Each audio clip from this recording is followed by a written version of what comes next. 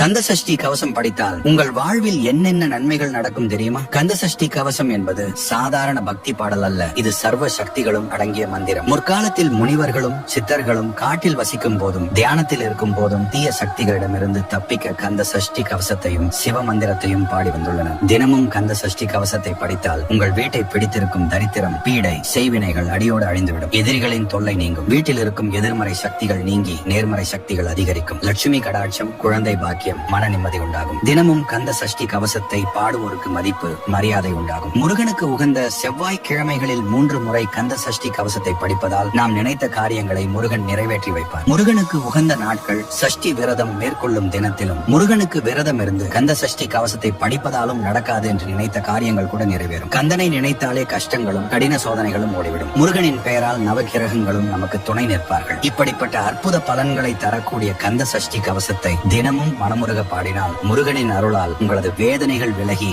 அத்தனை நன்மைகளும் உங்களுக்கு கிடைக்கும்.